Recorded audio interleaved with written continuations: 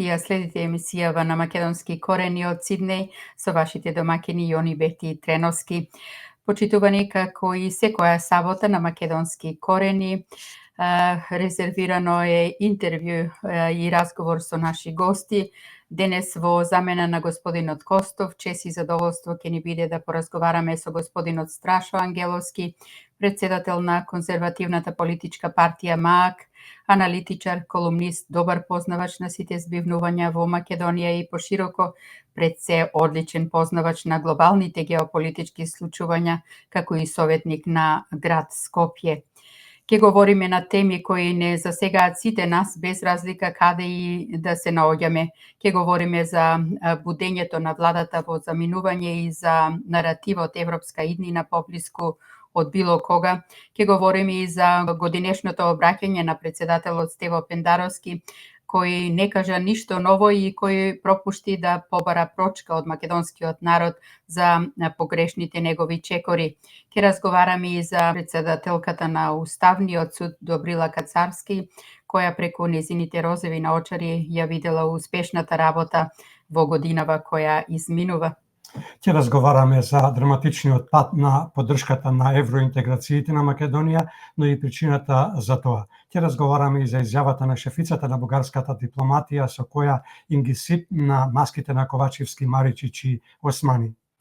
Ќе разговараме и за изборите кои се на прагот. Ќе разговараме и за предизборните партиски вработувања, со што државата ќе ја претворат во клиентелистичка партиска војска. Ќе проговориме и за досега невидениот феномен со кој владата само на неколку недели пред распуштањето на собранието сама на себе си даде зелено светло за да ги спроведе двата патокази. Едниот за реформи за владење на правото, а другиот за реформи во јавната администрација. Почитувани, ова се само еден дел од темите за кои ќе говориме со нашиот гостин, господинот Страшо Ангеловски, председател на конзервативната политичка партија МААК, аналитичар, колумнист, добар познавач на сите збивнувања во Македонија и пошироко, како и советник на град Скопје. Го покануваме господинот Ангеловски да ни се придружи. Се надеваме дека нема да имаме проблем со звучниот сигнал. Господине Ангеловски, ако не слушате, добро ви утро и добро ни дојдовте на македонски корени и секако ви благодариме што ни излеговте во пресвет и за многу кратко да се договориме да ги удостоиме нашите ценети слушатели и гледачи. Ви благодариме од срце. Добро утро, добро ве најдов. Еве, непланирано се наоѓам во вашата програма. Да им се извинам на оние кои не следат, што наместо господинот Сотир Костов ќе ме гледаат мене, но се надевам дека ќе бидат задоволни од она што ќе го проговори. Токму така, господине Ангеловски, добро ви утро и од мене. Ви благодариме што излеговте како голем спасител. Ова е втор пат, ако не ми се чини порано еднаш се случи, а ево денес по втор пат и уште еднаш да повториме, вечерва неколку пати повторивме, со надеж дека Сотир Костов е се во ред со неговото здравје, а за другото, луѓе сме, ке простиме, христијани сме. Секако, инаку еве да кажам, јас се наоѓам во мојот роден град Прилеп, не сум дома, меѓутоа успеавме некако со помош на моите членови на партијата да најдеме компјутер, да најдеме простор каде што ова ќе го завршиме. Уште еднаш ќе се извинам што можеби ќе бидеме малку пократки, бидејќи јас веќе имав закажани обврски овде во Прилеп, така што ајде да се обидеме накратко да ја истераме работата која не очекува. Токму така, било како и да е, ни причинува задоволство што сте заедно со нас. Инаку пред некој ден се одржа првата панел дискусија на тема Европска иднина, поблиску од било кога, под покровителство на владата, а намената за земјоделството. Што имате да кажете за оваа панел дискусија која се одржува само на неколку недели пред да заврши мандатот на оваа влада? Зошто им требаше 6 години, дури 7 можеби, да се разбудат од магичниот сон во кој што го тера нивниот мандат и дури сега да се сетат над земјоделците? Ви наликува ли ова на барање на сламки за спас од она што ги очекува на изборите и дали ќе успеат со ваквите валкани работи да ги обложат со една ваква примамлива обланда и да ги излажат и земјоделците? Значи, тие не се наоѓаа во магичен сон, како што велите. Тие беа, овие 6-7 години беа исклучително активни. Меѓутоа, активни во корупцијата и во криминалот. Сега, кога се приближува пред изборието, кога треба да се одговара пред јавноста, пред народот, пред граѓаните, се обидуваат сето тоа да го покријат и да ги замачкаат очите на луѓето со нешто кое нема ниту можност, ниту време, ниту било што за да биде изведено. Денес вие да почнете да работите во интерес на земјоделците, да речеме, еве, токму затоа сум во Прилеп, да работите во интерес на тутунарите, на кои сте им рекле дека цената на тутунот не може да биде повеќе од 280 денари, а тие бараат околу 600 денари заедно со премиите, е повеќе од смешно. И од друга страна, европската иднина на македонското земјоделство, мораме да бидеме јасни, дури ниту европското земјоделство нема иднина. Вие гледате дека се обидуваат да ги затворат фармите, големите фарми на крави во Европската Унија, затоа што од изметот на кравите се создавале гасови кои ја ширеле озонската дупка. Значи, земјоделието и сточарството во Европската Унија, за жал, немаат иднина, затоа што оние големите индустријски погони кои произведуваат вештачка храна, кои се во склоп на фармацевската мафија, тие треба да си го најдат својот простор и заради тоа треба да биде уништено земјоделието и сточарството, а во склоп на тоа се работи и она што се случува кај нас во Македонија. Токму така, Председателот, мислев кога разборував за зимскиот сон, мислев за будење да се сетат на земјоделците, иначе знаеме дека беа активни во тоа. Председателот Стево Пендаровски го одржа неговото последно обраќање во собранието пред пратениците и пред дипломатскиот кор, но и пред судско-обвинителските институции. Како гледате на неговото 20-минутно обраќање во кое ги спомена криминалот и корупцијата? Како гледате на неговите пораки во кои слушнавме се и се што, но не слушнавме ниту една реченица за барање прочка од македонскиот народ, за сите негови погрешни чекори во изминативе 5 години од неговиот мандат, особено за подпишувањето на измените на кривичниот законник, кој во превод значи амнестија на криминалот и корупцијата во Македонија? Значи, овие 20 минути поминаа исто како и 5 години председателствување, односно безлично, без никаква суштина, без никаква форма, поминаа само онака колку за да поминат. Ние, за жал, имавме 5 годишен вакуум во постоењето на председателски активности во Република Македонија. Пендаровски се покажа само како жител на резиденцијата на Водно и ништо повеќе. За жал, говорејќи против криминалот и корупцијата, истовремено подпишувајќи таков кривичен законник, тој влезе во една чиста контрадикторност. Значи, не можете од една страна да водите борба против корупцијата и криминалот, а од друга страна со својот подпис да ги легализирате, односно криминалците и корумпираните политичари да ги амнестирате од одговорноста. Толку се надевам дека во наредните 5 години на местото на Пендаровски ќе имаме човек кој своите председателски должности ќе ги свати сериозно и кој ќе работи во интерес на државата, во интерес на граѓаните на Република Македонија. Како ќе ја прокоментирате изјавата на председателката на Уставниот суд Добрила Кацарска дека е изминатава година работеле успешно и дека нивната работа била видлива за сите граѓани, а оценката на успешноста на нивната работа ја темели на бројот на примени иницијативи? И како гледате на нејзината изјава дека се чудела на оние кои постојано го критикувале судот, а сепак тие исти личности поднесувале иницијативи до судот? Што спрема неа тоа значело доверба во Уставниот суд секако? Еве ќе тргнеме од крајот, значи се чудела зошто луѓето поднесувале иницијативи, а немале доверба. Ми едноставно затоа што единствена инстанца до која можат да поднесат иницијативи е тој и таков Уставен суд. Имајќи или немајќи доверба, вие едноставно сте упатени своите иницијативи да ги доставувате таму и да се надевате дека еден ден Уставниот суд ќе се разбуди и ќе почне да работи. За жал, исто како и се останато право во оваа држава беше посветено на токму на она и Уставниот суд беше посветен токму на она на што не требаше, не ги решаваше иницијативите. Ако единица мерка за успешност се поднесените иницијативи според незе, за мене пак единица мерка за успешност се решените иницијативи, односно она што било сработено врз основа на тие иницијативи.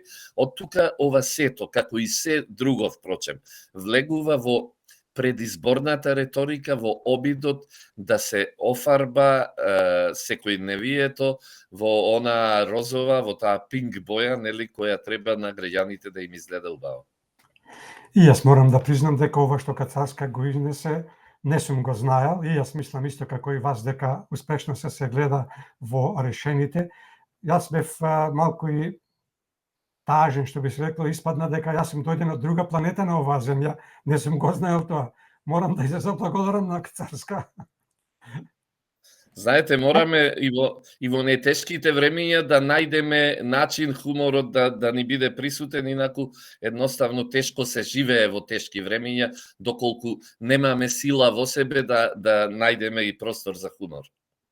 Токму така, ми се смее лицево, меѓутоа душата ми тагува за оно што се случува. Како ќе ја прокоментирате анкетата на Институтот за демократија, од која анкета се гледа дека поддршката за евроинтеграција на Македонија е стопена и е на најниско ниво од 60%, за разлика од пред неколку години кога на власт беше ВМРО ДПМН, особено после визната либерализација пред 14 години, која ми се чини дека према она што паметам издешуваше некаде околу 80 или 95%.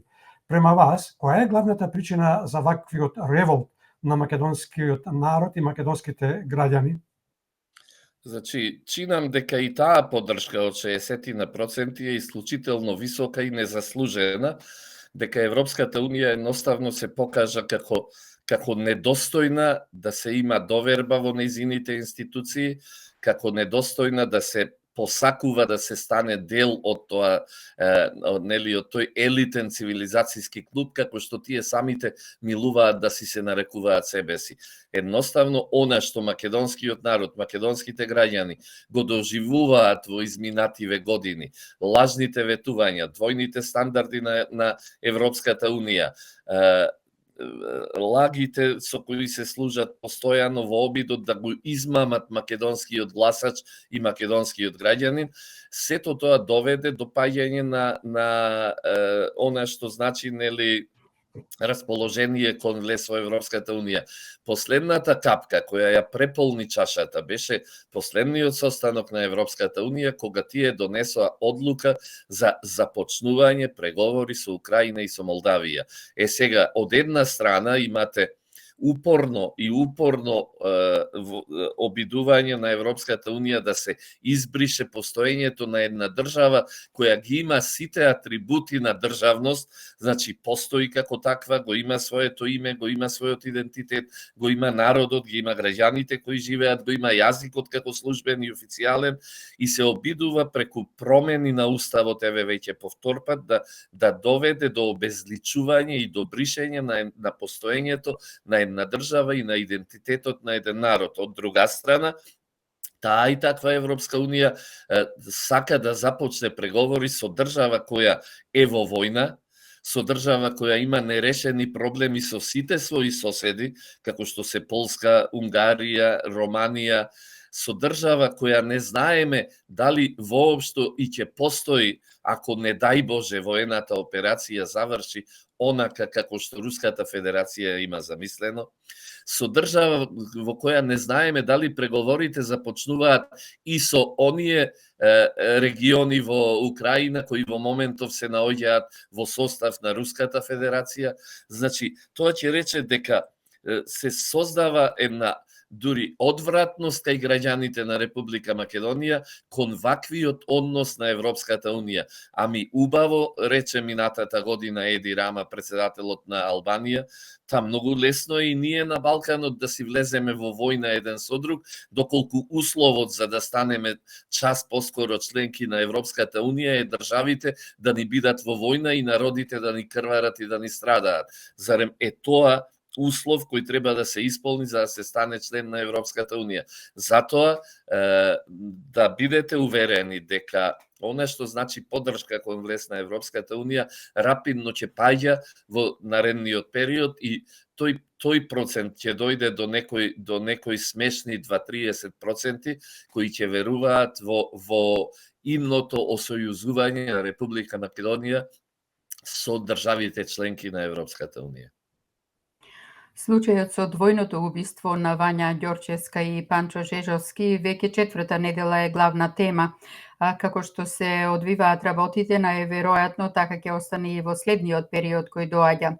Јавноста се уште нема добиено јасни одговори на многу логични прашања, од кои ќе одвојам неколку, како на пример дали МВР навремено ја започна истрагата, како јавното обвинителство го води случајот досега и едно од поглавните прашања на кои јавноста чека одговор е дали феноменот Љупчо Палевски Палчо е вистинскиот убиец, како и кој помогнал да израсти во оваа општество овој засега осомничен двоен убиец. Кој е вашиот впечаток за начинот на кој МВР и обвинителството се справуваат со случајот и со истрагата?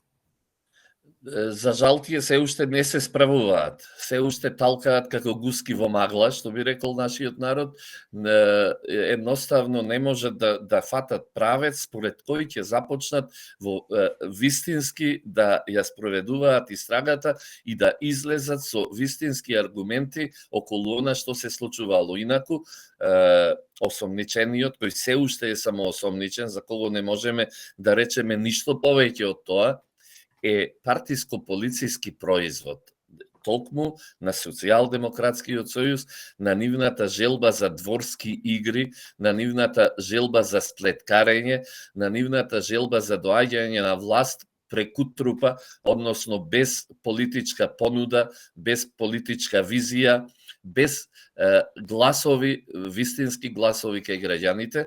Тоа е еден обид преку партиско-полициска конструкција да се дојде онаму докаде што сака СДСМ. Меѓутоа, овде мораме да бидеме свесни за една работа. Ова мене во многу ми наликува на дворски игри внатре во СДСМ, затоа што како министерот за внатрешни работи Оливер Спасовски, кој пројавуваше нескриени амбиции да се кандидира, да биде председателски кандидат за председател на Република Македонија, како да е наместен од внатрешните структури, своите партиски структури во СДСМ и со ова што тој го одработи, односно не одработи, со неговиот однос на пресконференциите на кои излезе дури и смешен, не запечатена е неговата судбина како председателски кандидат. Тоа ќе рече дека внатре во Социјалдемократскиот сојуз започна дворските игри околу председателските кандидатури и дека Оливер Спасовски преку ова е веќе елиминиран. Ќе видиме кој ќе излезе како нов можен кандидат и од тука ќе знаеме кој и како ја играл играта внатре во Социјалдемократскиот сојуз. Ковачевски на едно интервју, говорејќи на темата неказнивост, обелодени дека тој наводно бил жртва на закани, но никој ништо не презел. Пред да го поставам прашањето, сакам да ја слушнеме неговата изјава. Таа изјава не е ништо помалку жестока од она што јас го кажав во едно интервју пред 2 недели за македонска телевизија, за емисијата 360. И можам уште еднаш да повторам дека прво одговорноста секогаш има име и презиме и дека неказнивоста точно е дека може да роди ново насилство.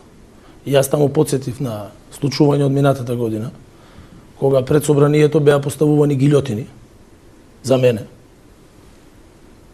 и се фрлаа молотови коктели врз Министерството за надворешни работи.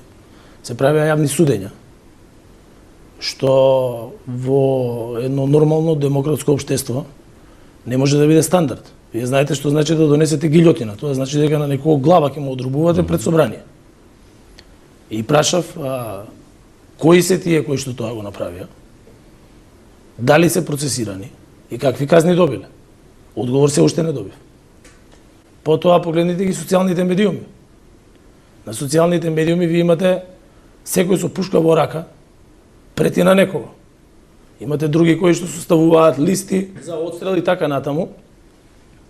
и не гледам казнивост. Ваш став за ова изјава, Да. господин Ангеловски, но би сакале да го слушнеме и вашиот став за молкот на новинарот, бидејќи не отвори уста, барем да му посочеше, односно да го подсетеше, доколку Ковачевски заборавил дека и министерот Спасовски доаѓа од неговата партија. Па не само тоа, туку Ковачевски прво би требало да се врати едно 7-8 години наназад, да знае што се правеше таа така наречена шарена револуција, која не само што се закануваше вербално, не само што символично се закануваше, туку и физички се пресметуваше со неистомислениците. Ами тие ја запалија канцеларијата на председателот институцијата, председател на држава. И тоа сето се заборава. Сега гилотината која символички била поставена пред владата, била таа која нели нему ќе му ја, како што сака на српски да каже, ќе му ја одрубела главата. Ами добро бе, господине Ковачевски, зарем навистина некој би се жртвувал себе си за да ве тргне вас? Човек кој нема никаква употребна вредност, зарем е потребно некој да го трга, физички да го ликвидира или вака или онака. Од друга страна, тоа што и Оливер Спасовски дели е дел од неговата политичка партија, дел од истата заедничката власт, а при тоа еве немало резултати, тоа треба да си го постават повторно внатре во партијата и повторно наидуваме на тоа дека Оливер Спасовски во моментов е жртва на тие нивни внатре партиски судири и дворски игри, за да не може да биде кандидат за председател на Република Македонија. Како ќе ја прокоментирате изјавата на универзитетската професорка од Факултетот за безбедност Фросина Ременски, која пред некој ден изјави дека треба да се прошири истрагата за групата на Љупчо Палевски, бидејќи нивните дејствија биле еднакви на тероризам. Ременски, како што рече, према незините неофицијални и неформални информации, таа група имала многу поголеми планови. Постоеле списоци за ликвидација, списоци за изнуди, заплашување и за киднапирање. Доколку е тоа така, јас навистина не знам и не можам да зборувам за веродостојноста на изнесеното, затоа што, ете, и господјата Ременски дури вели дека се тоа неформални и така, да речеме, податоци и информации неофицијални кои ги собира одавде и одамде. Но доколку е тоа така, тогаш повторно влегуваме во истата шема дека е тоа се и тој тероризам и тоа сето кое се најавува нели од господјата Ременски, дека е дело на таа партиско-полициска структура, оти сепак Љупчо Палевски осомничениот беше високо рангиран партиски функционер токму во СДСМ. Тој не се наоѓаше ниту кај мене во МААК, ниту во ВМРО ДПМН. Беше функционер на СДСМ и тоа како председател на градската организација, тој беше некаде четврти или петти човек во хиерархијата на СДСМ. Тоа ќе рече дека треба да се влезе внатре во дворот на СДСМ, да се преиспитаат токму тие партиско-полициски структури, кои партиско-полициски структури влијаеа и на текот на настаните на 27. април, заради кој денес имаме луѓе кои се наоѓаат неправедно осудени, се наоѓаат по затворите. Значи, тоа е старата удбашка школа, која веќе 80 години работи против интересите на македонскиот народ внатре во државата Република Македонија. Тоа се старите познати методи и тоа се внуците, синовите и внуците на старите удбашки функционери кои на крајот на краиштата, вие знаете дека еден Ченто беше осуден врз основа на исказ дека бил фатен на границата со Грција кога се обидел да бега, што беше лага. 5 струмички студенти беа ликвидирани.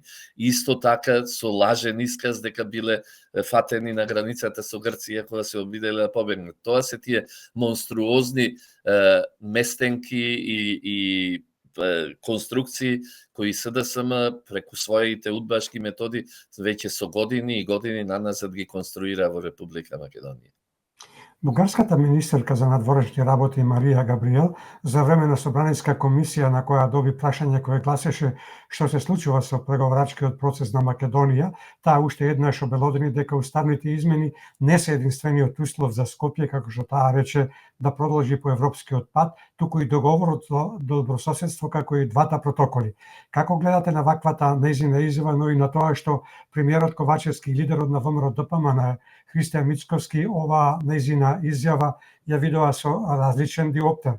Ковачевски во нејзината изјава не препознал нови барања, односно услови, а за Мицковски ваквата изјава била плеснување на вистината во очи. Пред да го слушнеме вашиот мислење, вашиот став, да ги слушнеме тие изјави. Не са само конституционните промени, а и договор за добросъседство и двата протокола. Ние имаме Не са само конституционните промени, а и договор за добросъседство и двата протокола. Ние имаме 3 взаимосвързани инструмента, които са част от така наречения компромис от юли 2022. Ние сме държавата членка на Европейския съюз и като държава членка със своите изисквания към Република Северна Македония казваме, че когато искаш да си член на Европейския съюз, трябва да изпълняваш задълженията, които ти самия си поел. Таа не кажа дека има нови услови. Ние имаме многу јасна преговарачка рамка. Најјасен заклучок до сега од добивањето на кандидатскиот статус со Европската унија, каде што уште еднаш ќе повторам во параграфот стоеше, Република Северна Македонија успешно го заврши скрининг процесот, останува да исполни својата обврска за спроведување на амандманите на Уставот и веднаш без одлагање да биде закажана втората меѓувладина конференција. Им ја плесна вистината во очи, тоа е вистината за која што ВМРО ДПМН и јас зборувам веќе година и половина. На јавна сцена се виде дека Маричич, Зечевич, Ковачевски, Ахмети, Османи. Повелете, господине Ангеловски. Сега најпрвен вака, еве уште еден доказ зошто кај македонските граѓани паѓа довербата кон Европската унија и желбата за интеграција. Ами, господјата министерка, сама, не повикана од никого, кажа дека ние, рече, како држава, земја членка на Европската унија, имаме право да бараме, таа сама го покаже својот уценувачки став, кои земјите членки го имаат кон земјите аспиранти. Значи, таа сама кажа дека тие имаат право да бараат се што сакаат само затоа што година 2 или 15 порано се нашле во тоа друштво. Значи, тоа е првата ситуација која извира од она што кажа од нејзините зборови. Она што господинот Ковачевски се обидува да го каже како да доаѓа од некоја, како што рековте и вие прееска, од некоја друга планета, како да не живее овде во Република Македонија и на Балканот, значи е повеќе од јасно дека еве и да започнат тие преговори.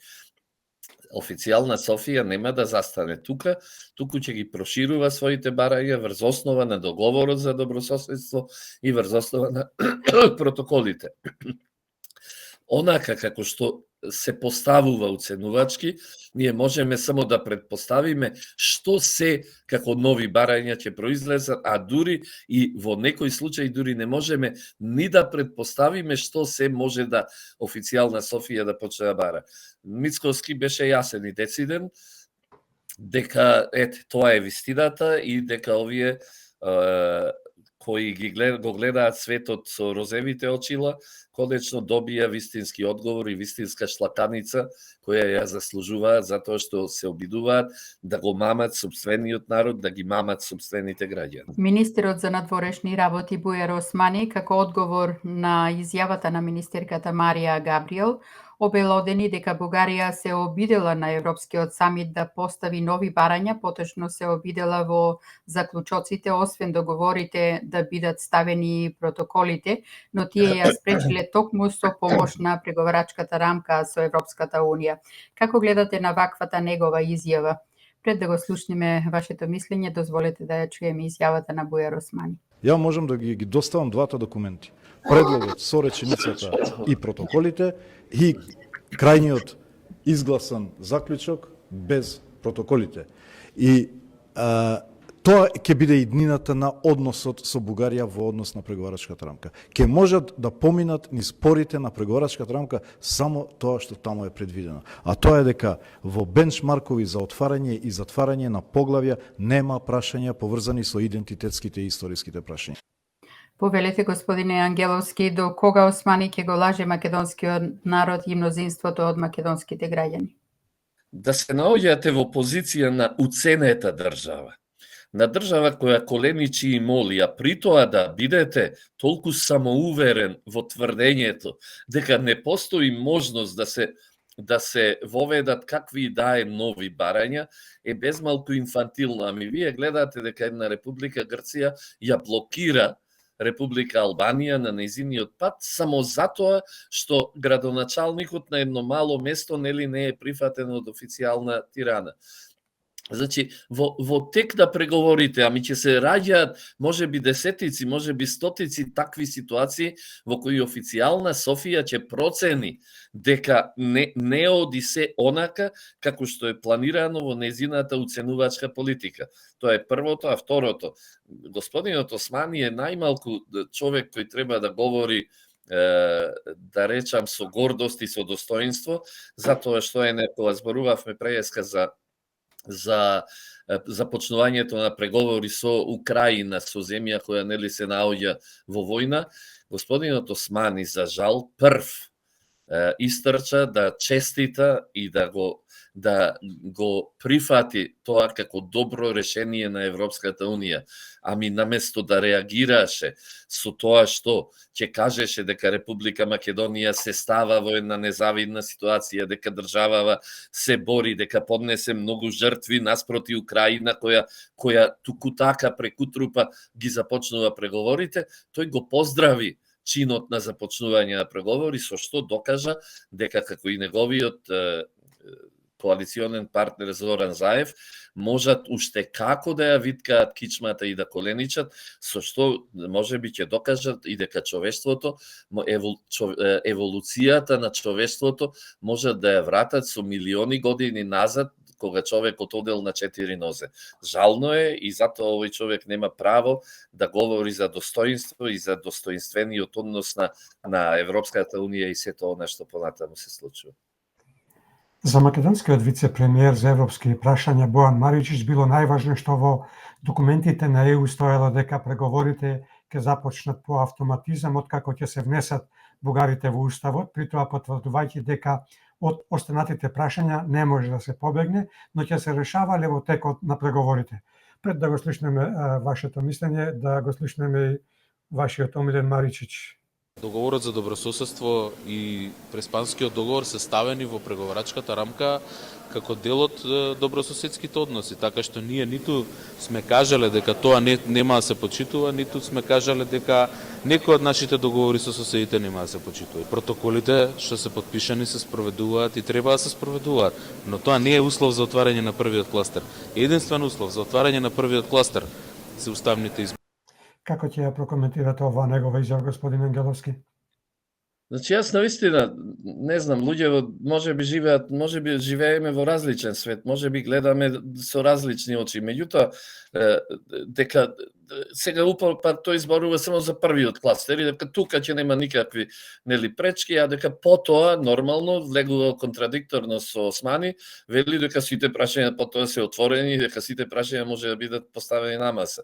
Од друга страна, тој договорот за добрососедство и договорот со Атина ги прикажува како дел од тие добрососедски односи кои се услов за влегување во Унијата. Ами, ајде да го запрашаме дали војната со Руската Федерација е дел на добрососедските односи на Украина како услов за влегување во Унијата. Значи, зборуваме за ситуации кои се исклучително непожелни и токму затоа, она што го реков, повторно ќе се навратам, довербата кон Европската Унија, кон незините институции, кон луѓето кои мамат и лажат со секој изговорен збор, а се наоѓаат на чело на Европската Унија, ќе паѓа се повеќе и повеќе, затоа што, за жал, Европската Унија е европска, јас морам упорно го повторувам тоа за да знаат граѓаните. Јас не сум против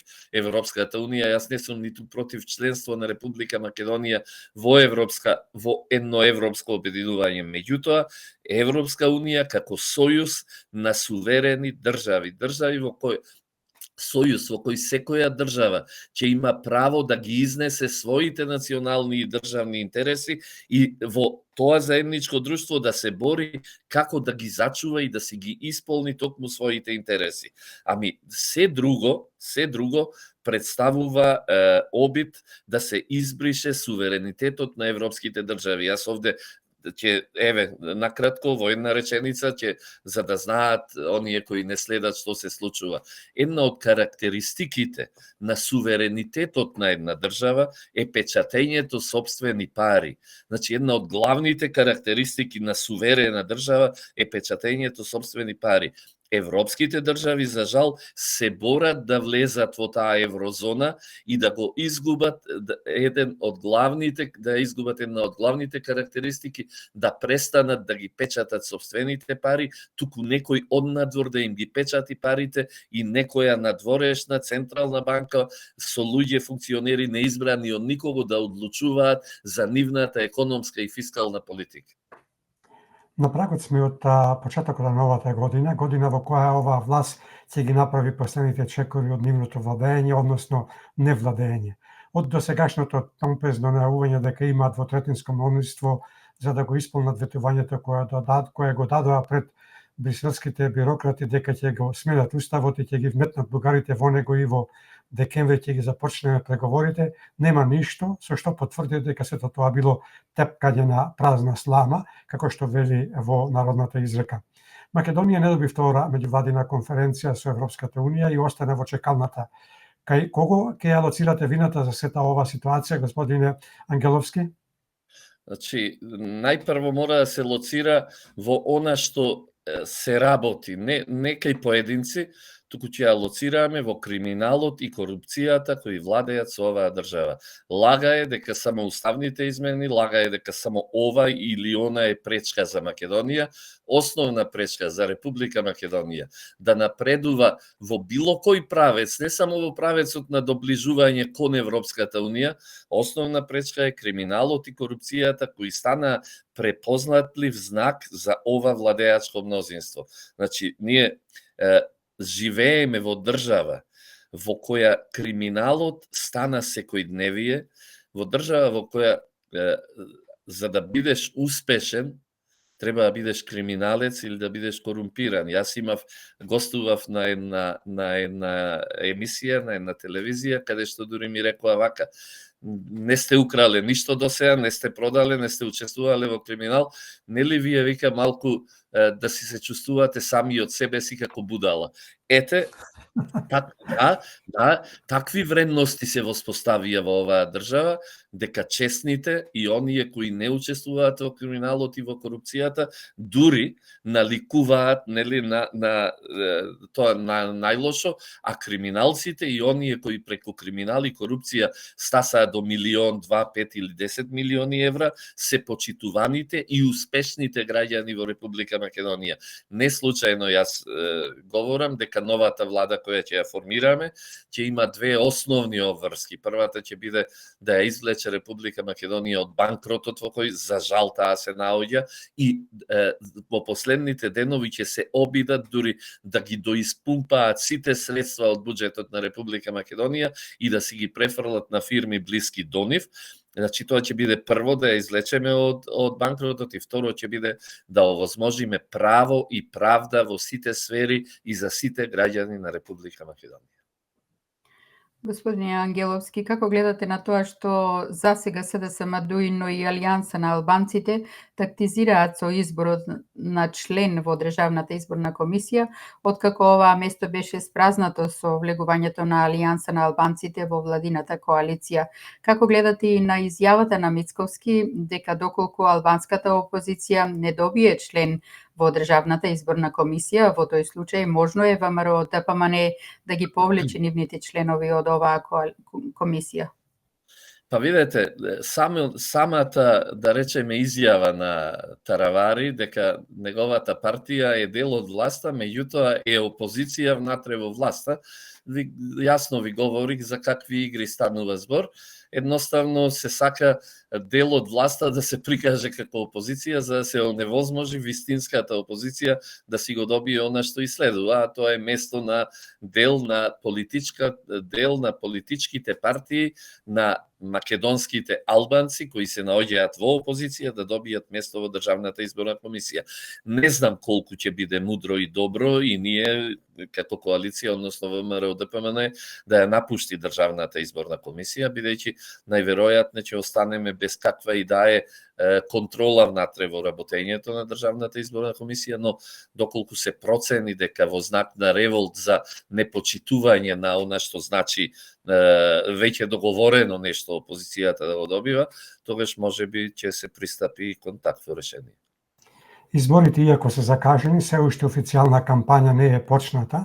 Какви се вашите очекувања прво околу предизборните коалицирања, но и постизборните коалицирања? Кој со кого ќе коалицира? И би сакале да слушнеме и вашите очекување за изборните резултати. Кој колку ќе скине од изборниот колач составен од 120 пратеници? И кој ќе биде одлучувачкиот фактор за тоа кој колку пратеници ќе добие во Македонското собрание?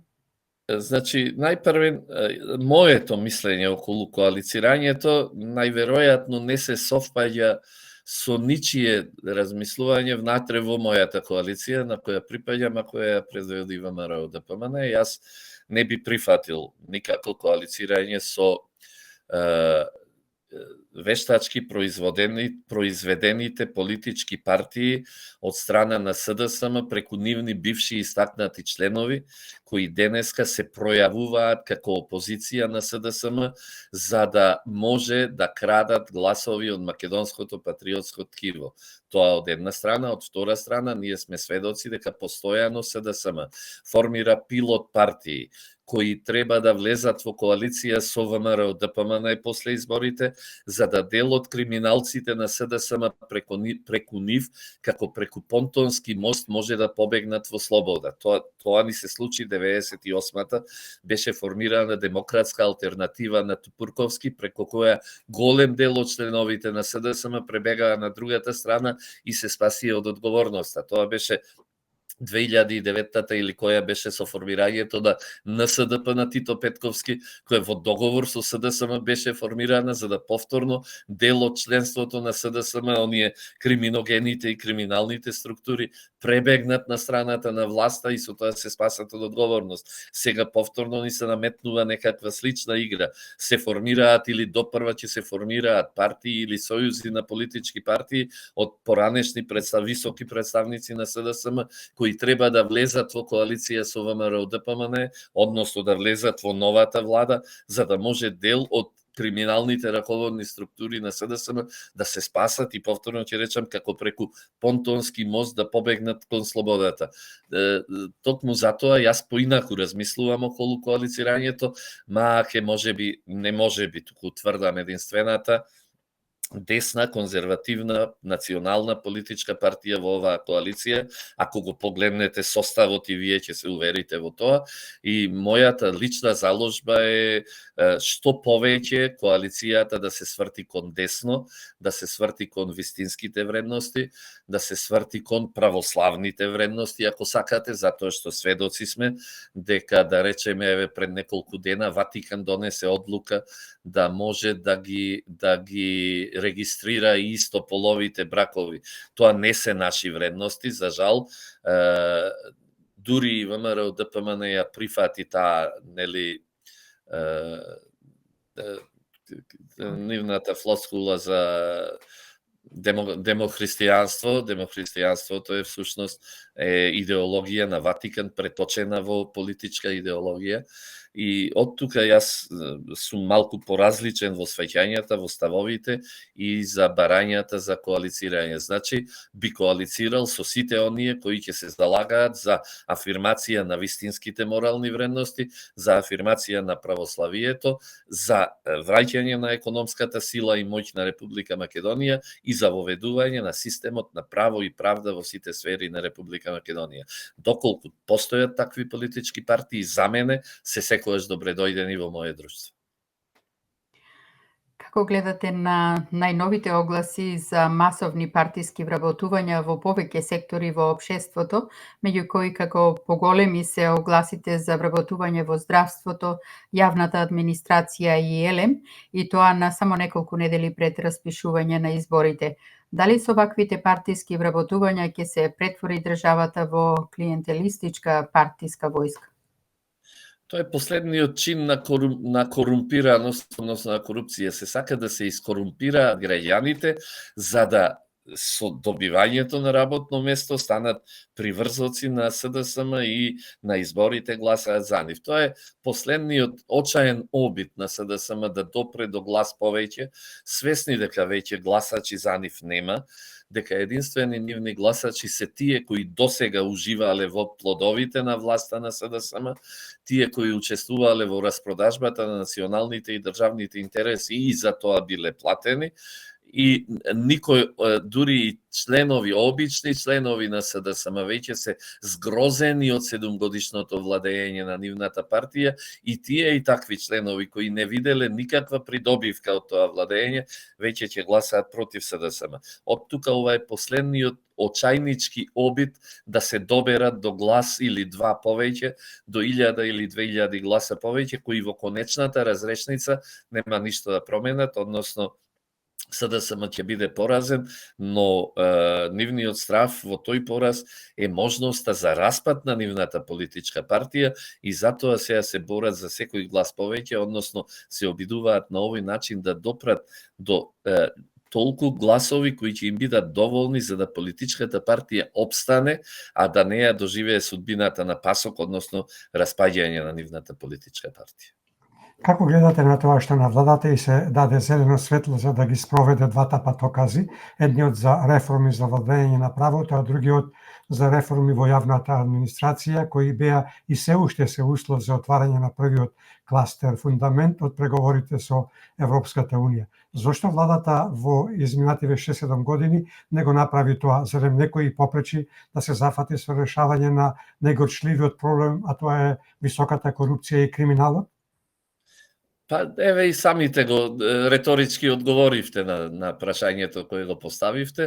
Значи, оваа влада, доколку навистина сакаше да стори нешто за Република Македонија, имаше 7 години слободно време да го направи тоа, слободен простор да го направи тоа. Опозицијата не и пречеше, туку опозицијата дури ја охрабруваше во потезите да донесе подобрување во системите, во сите системи на Република Македонија. Повторно ќе речам, оваа влада беше зафатена со корупција и криминал и немаше време да стори нешто друго, и сето ова сега е мачкање на очи на граѓаните, обид во последен момент да се прикаже дека нешто позитивно се работи во интерес на граѓаните, во интерес на она што значи подобрување на условите на живот, меѓутоа сето тоа е веќе прочитано и прозрено од страна на граѓаните. Со кого и да разговарате во оваа држава, освен со оние кои ги носат розевите очила, со кого и да разговарате, секој ќе ви каже дека оваа влада не стори ништо и дека ова што сега го прави е само уште еден обид да ги измами сопствените граѓани да дадат некој глас повеќе за нив. Мешовитата комисија за историски и образовни прашања во последниот период имала неколку средби, а за кои медиумите и јавноста до четвртокот знаеше само за 2, при тоа без да добиеме барем некакви информации за тоа што се дискутирало на тие 2 средби.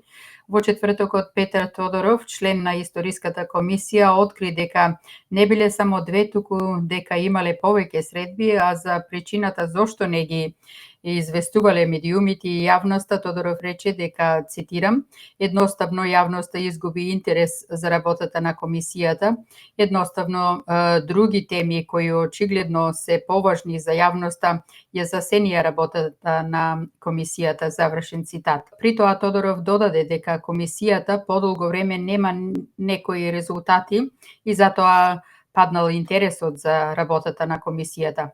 Како ќе протолкувате оваа негова изјава, господине Ангеловски, но пред да го слушнеме вашето мислење, да ја слушнеме изјавата на Тодоров.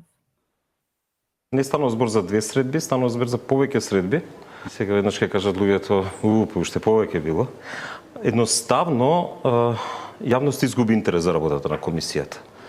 Едноставно, други теми, кои очигледно се поважни за јавноста, ја засени работата на комисијата, но, знаете, подолго време комисијата нема некои резултати и верувам дека и тука и падна интересот за работата на комисијата.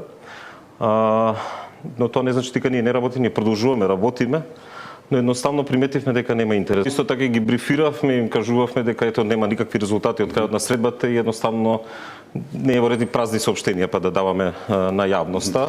И тоа се случи, тоа е карактеристика во работата на комисијата веќе можеби година дена. 6 средби одржавме, разговаравме на тие теми за забелешките, но исто така комисијата мора да усвојува и записници од тие средби. И тие записници се дискутират и на овие средби.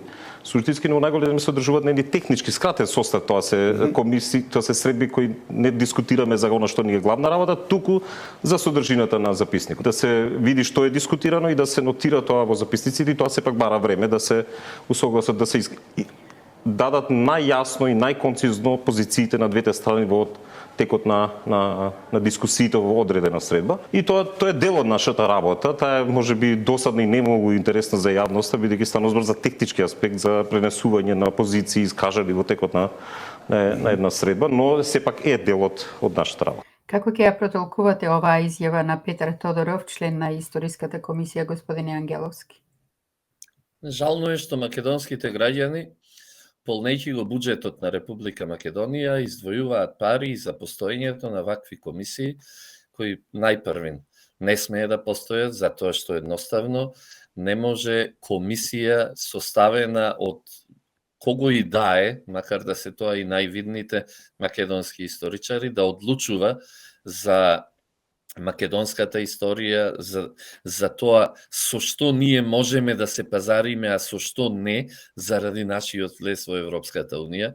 Човекот јасно си кажува дека таа комисија нема никакви резултати и од тука прво нешто по доаѓањето на новата власт, според мене, треба да биде укинувањето на таквата комисија и едноставно непостоење можност такви комисии да одлучуваат за историјата, за постоењето на македонскиот народ. Ами ние сме, ајде да ги повикаме на помош светските историчари, а не да правиме мешовита македонско-бугарска комисија на историчари. Светските историчари се извидија да светот и рекоа дека вештачки е создавана фамата за постоењето на грчката нација, за постоењето на Стара Грција, за постоењето на античка грчка култура и така натаму и така натаму. Значи, нештата почнуваат да се излегуваат на виделина и ние треба да се свртиме кон она што значи вистинска историја, ослободена од стегите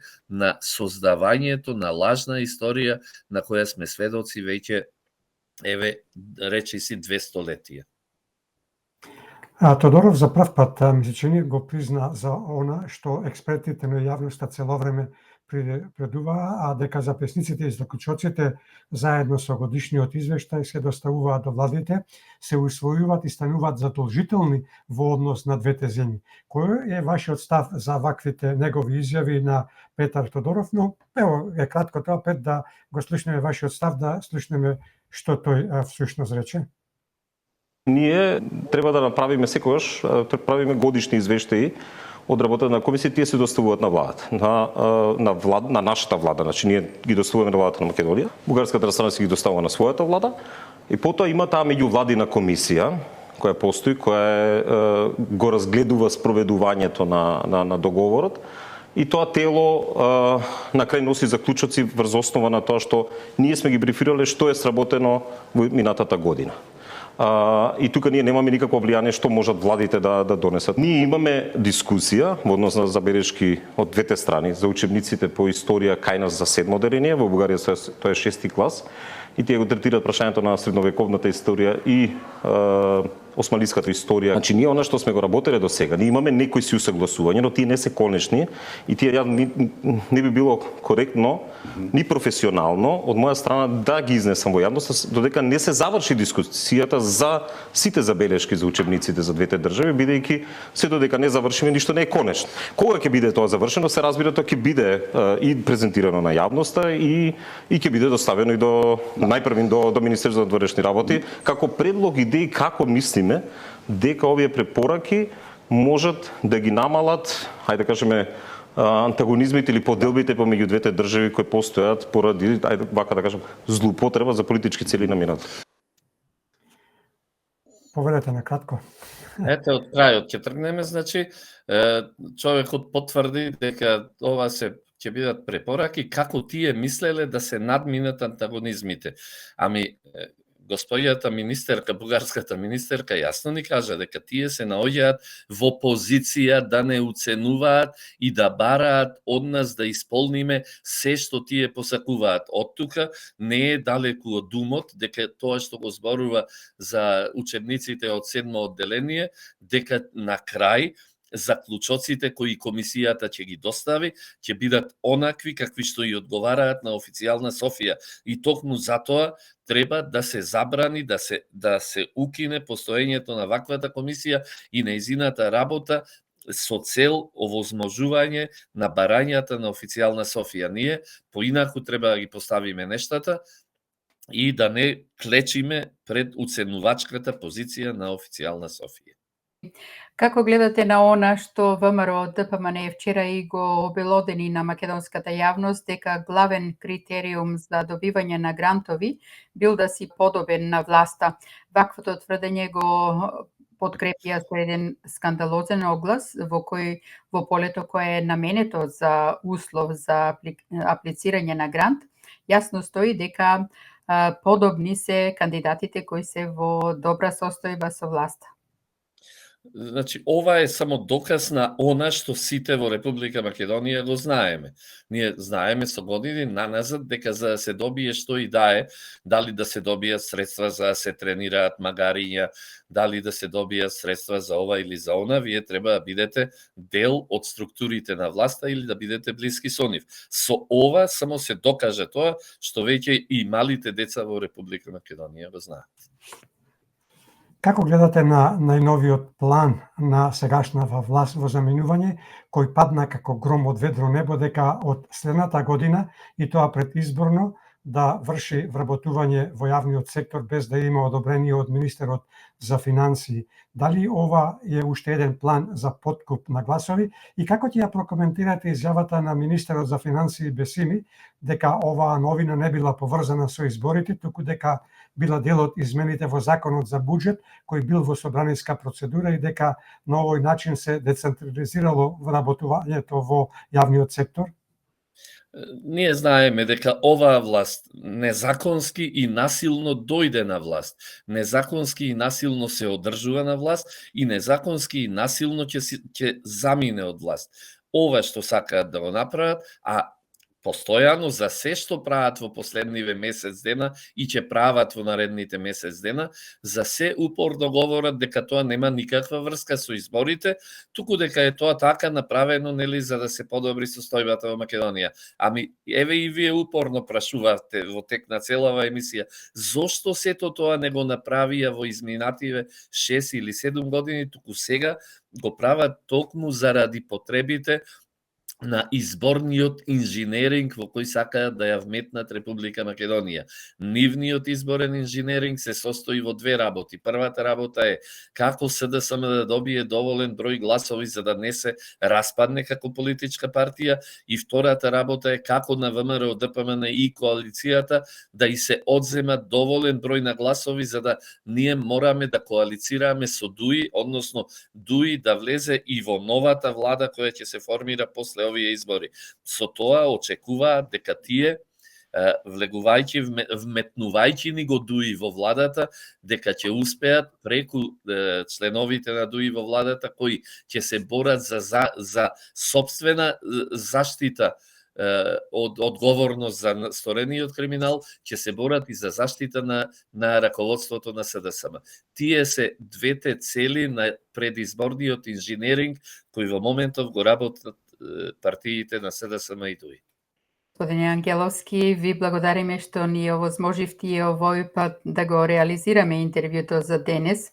Благодариме за учеството во емисијава. Верувам и овој пат го задржавме вниманието кај сите наши ценети слушатели и гледачи. Вам да ви посакаме убав викенд, уште еднаш убав дочек на новата година, да ви е срекна и просперитетна на цело ваше семејство. Среќен Божик, пријатно, до слушање и довидување ки корени во новата. Ви благодарам.